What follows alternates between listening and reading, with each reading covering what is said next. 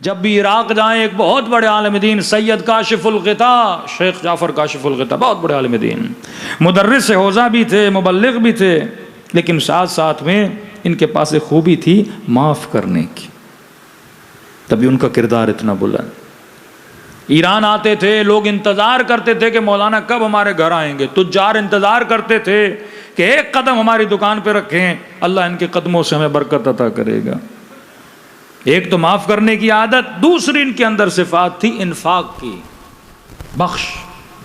ایک معافی ہوتی ہے گناہ کی، ایک معافی ہوتی ہے اپنے مال کی، کسی کو بخشنا۔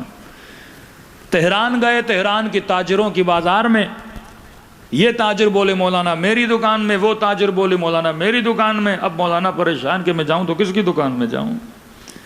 اسی وقت آقا کاشف الغطاء نے اپنی ابا کو تہران کے تجار کی بازار کے بیچ میں زمین پہ بچھا دیا اور کہا جو چاہتا ہے میں اس کی دکان میں آؤں وہ فقراء کے لیے اس میں پیسے رکھے، جو جتنے پیسے دے گا اس کی دکان میں جاؤں گا۔ اب ایک تاجر نے کہا مولانا میں 20,000 دیتا ہوں میری دکان میں، دوسرے نے ضد میں آ کر کہا میں 40 دیتا ہوں، تیسرے نے کہا میں 60 دیتا ہوں۔ کہتے ہیں اتنا پیسہ آقا کاشف الغطاء نے جمع کیا کہ شاید کوئی مولوی جمع کر پاتا۔ کہا پھر سب کی دکانوں میں گئے، پھر اعلان کیا کہ تہران کے فقیر آ جائیں، یہ پیسہ میں ان فقیروں میں تقسیم کرنا چاہتا ہوں۔ کس طرح میں نے معاشرے میں کردار حسین ابن علی ادا کرنا ہے۔ تہران سے اصفہان گئے، سہم سادات ان کے پاس بہت جمع ہوا، سہم امام یہ بانٹ چکے۔ اصفہان کی مسجد میں جا کر انہوں نے اعلان کیا جتنے بھی غریب سیدیں آ جائیں میں سہم سادات دینا چاہتا ہوں۔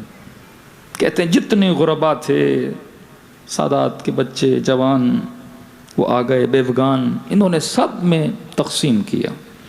وقت نماز قریب تھا، مصلی عبادت پر بیٹھنا چاہتے تھے، آخر میں اچانک ایک اور فقیر سید آیا، اس نے کہا شیخ مجھے میرا حصہ دو، میرے جد کا حصہ دو۔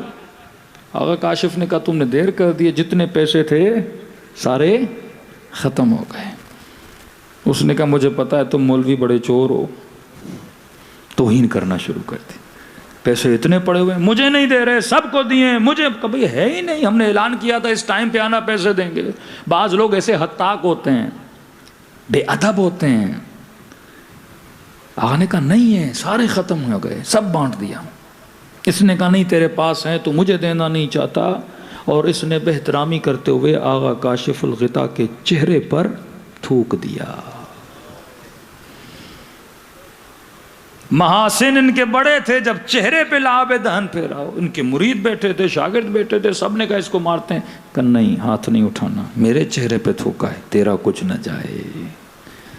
ابا کے دامن سے چہرے کو صاف کیا، اس سید کو تو تھوڑی دیر ٹھہر جا، جو ہو سکا تیرے لیے کرتا ہوں۔ اسی وقت اپنی ابا کو مسجد کی زمین پہ بچھایا،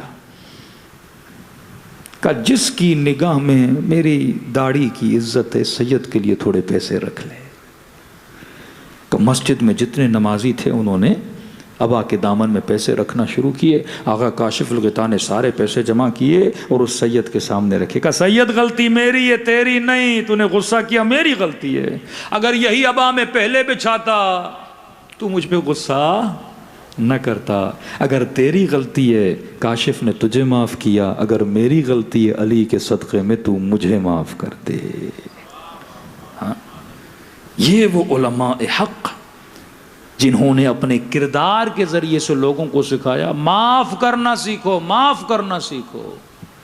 ایک گھر میں دو بھائیاں آپس میں بات نہیں کرتے، طلاق کا ریشو بڑھتا جا رہا ہے کیونکہ ہمیں حوصلہ نہیں ہے معاف کرنے کا، ایک دوسرے کی غلطیوں کی درگزرنے کا حوصلہ نہیں ہے۔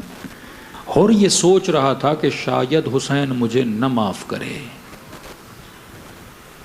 غلطی بہت بڑی تھی نا، راستہ روکا تھا، نہ روکتا شاید منظر اور ہوتا۔ صرف راستہ نہیں، حسین کا پانی بھی اس کے لشکر والوں نے پیا۔ صبح ہوئی، کہ اب یہاں رک نہیں سکتا، حسین کے پاس جاؤں گا۔ اب اسے یقین بھی نہیں تھا کہ حسین معاف کریں گے کہ نہیں، لیکن یہ جانتا تھا رحمت للعالمین نبی کا نواسا ہے حسین۔ اب گناہ کیا ہے تو اس کا ازالہ بھی ایسے کرو کہ اگلے کو محسوس ہو تو نے غلطی کی ہے۔ آنکھوں پہ پٹی باندھی، ہاتھ میں رسیاں باندھی، کچھ حصہ گھوڑے پر گیا، کیونکہ اگر پیدل جاتا شمر کو لشکر والوں کو پتہ چل جاتا شاید ہور کو وہیں مار دیتے۔ کچھ راستہ گھوڑے پر گیا تاکہ وہ یہ سمجھے میں حسین سے جنگ کرنے کے لیے جا رہا ہوں، اور جب خیموں کے قریب آیا تو گھوڑے سے اترا، ہاتھوں پہ رسی باندھی، آنکھوں پہ پٹی باندھی، غلام، بھائی، بیٹا ساتھ ہے، کہ دیکھو میں حسین کے خیموں کے قریب جا رہا ہوں، دور سے بتانا میں جنگ کے لیے نہیں آیا، کہیں ایسا نہ ہو وہ سمجھے میں جنگ کے لیے آیا ہوں، اور کہا کہ جیسے تیری نگاہ حسین پہ پڑ جائے مجھے خبر دینا۔ اب خود نہیں دیکھ رہا کیونکہ آنکھوں پہ پٹی باندھی ہوئی ہے۔ کہتے ہیں تھوڑا آگے بڑھا تو ایک مرتبہ غلام کی آواز بلند ہوئی، اللہ اکبر، کہ کیا ہوا حسین آ گئے؟ کہ نہیں، عباس استقبال کے لیے آ رہے ہیں۔ دو قدم اور آگے بڑھائے، دو مرتبہ بیٹے نے کہا اللہ اکبر، کہا اب کیا ہوا حسین آ گئے؟ کہ نہیں، علی اکبر استقبال کے لیے آ رہے ہیں۔ ایک مرتبہ تینوں کی آواز بلند ہوئی، اللہ اکبر، کہا اب کیا ہوا؟ کہ خود حسین خیمے سے نکل کے آ رہے ہیں۔ کہ میرے لال جب حسین میرے سامنے ہوں تو بس مجھے اشارہ کر دینا، کہ جیسے مولا کے روبرو کھڑے ہوئے۔ کچھ میں یہ ہے کہ یہ روبرو تھا، کچھ میں یہ ہے کہ مولا حسین گھوڑے پر تھے اور یہ زمین پر تھا۔ کہتے ہیں پہلا جملہ اس نے یہ کہا کہ کائنات کا سب سے بڑا گنہگار، کائنات کے سب سے بڑے بخشنے والے کی دربار میں بھیک مانگنے آیا ہے۔ جب حسین نے اپنے ہاتھوں سے اس کی پٹیاں کھولیں کہ اور آنکھوں پہ پٹی کیوں باندھی ہے؟ کہ مولا کاش اندھا ہو جاتا لیکن آپ کی آنکھوں میں آنکھیں ڈال کے بے ادبی نہ کرتا۔ کہ اور ہاتھوں پہ رسیاں کیوں باندھی ہے؟ کہ مولا کاش ہاتھ کٹ جاتے، کبھی لجام فرس حسین میں ہاتھ نہ ڈالتا۔ اتنا شرمندہ سر اٹھا کے حسین کو دیکھ بھی نہیں پا رہا۔ تاریخ لکھتی ہے حسین نے اس کو اپنے سینے سے لگا لیا، کہ ہر یہ رحمت بھروں کا دربار ہے، اور بھیا ہر کہہ کے حسین نے سینے سے لگایا۔ تاریخ لکھتی ہے کہ جب مولا نے سینے سے لگایا تو یہ زار و قطار رو رہا تھا۔ امام نے کہا اور اب کیسی پریشانی؟ حسین نے معاف کیا، سکون پا جا۔ کہ مولا ایک معافی اور مانگنی ہے۔ کہ اور میں کہہ رہا ہوں میں نے بخش دیا۔ کہ نہیں مولا، اگر اجازت دیں میں زہرا کی بیٹیوں سے معافی مانگوں۔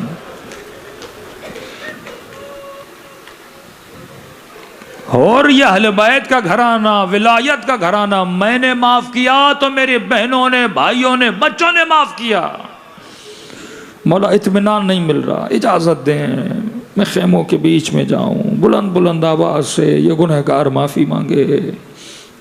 کہ اور اتنا اصرار کیوں کر رہے ہو؟ کہتا مولا مجھے یاد ہے جب آپ کا راستہ روکا تھا کچھ اماریوں سے بیبیوں کے رونے کی آوازیں آ رہی تھی، مولا میں نے زہرا کی بیٹیوں کو رلایا۔ کہتے خیام حسینی کے بیچ گیا، امام نے اجازت دی، سر سے امامہ اتارا، کہنے لگا اے زہرا کی بیٹیوں تیرا خطا کار تجھ سے معافی مانگنے آیا ہے۔ بی بی زینب کے کانوں تک آوازیں، انو محمد یہ کون ہے؟ کہ اماں جس نے ماموں کا راستہ روکا تھا معافی مانگنے آیا ہے۔ ایک طرف حسین، ایک طرف حسین کی بہن زینب۔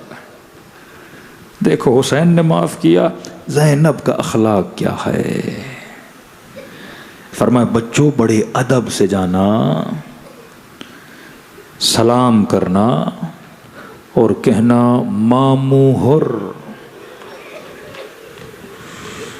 جو غلاموں کو بھیا کہے. ماموں ہور زہرا کی بیٹی تجھے سلام دیتی ہے. اگر صرف بات سلام کی ہوتی تو ہور اتنا نہ تڑپتا. اگلے جملے نے ہور کے کلیجے کو جلا دیا. کہ ماموں ہور زہرا کی بیٹی سلام دیتی ہے اور اماں کہتی ہیں کہ میں تجھ سے شرمندہ ہوں. جب یہ سنا نا کہ علی کی بیٹی کہے میں تجھ سے شرمندہ ہوں, کہا آقا زادو مجھ سے کیوں شرمندہ ہے؟ کہا اور تو اس وقت ہمارے در پہ آیا ہے جب پلانے کے لیے پانی نہیں ہے, کھلانے کے لیے کچھ نہیں ہے. علی کے در سے کبھی پیاسا خالی نہیں گیا. لیکن میں زینب وعدہ کرتی ہوں حوض کوثر ہوگا. نانا کو کہوں گی نانا یہ تب آیا تھا جب سب میرے حسین کو چھوڑ کے چلے گئے تھے.